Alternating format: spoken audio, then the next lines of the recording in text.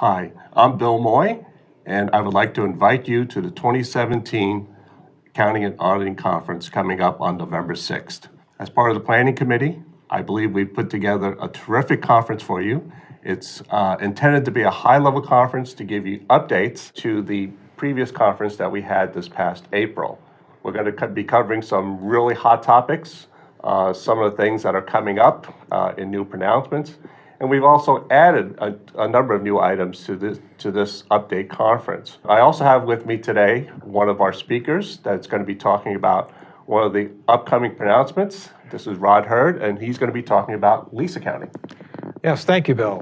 My name is Rod Hurd. I'm a CFO and CPA. I work for a lease advisory firm. I've been in the leasing business for 30-odd years. So I'm very familiar with the existing standard for leasing, and I'm also up to date on the new standard as it becomes effective in 2019 for public reporting companies with a 2-year look back to 2017. There's some modifications to the financials that need to be prepared at that time. For private companies, it's 2020 with a look back to 2019. So there's 15 months left for public companies to adopt the standard and prepare for that date.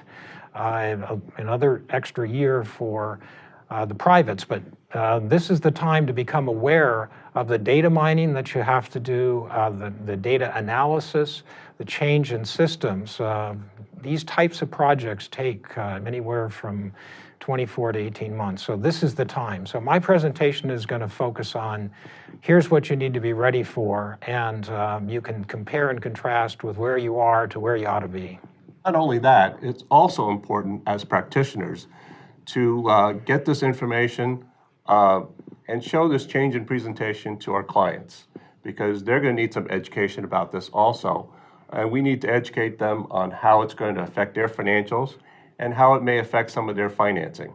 And I think what I've observed is that it has an impact on certain of the key performance ratios, and it may have an impact on bank covenants or other lending covenants. And so this is the time to check that out, illustrate that during the presentation, so that you can decide if this is the time to start working with your funding sources to get ready for the change. But this is just one of the topics that we're going to be covering at this year's conference, so please put it on your calendar and join us on November 6th.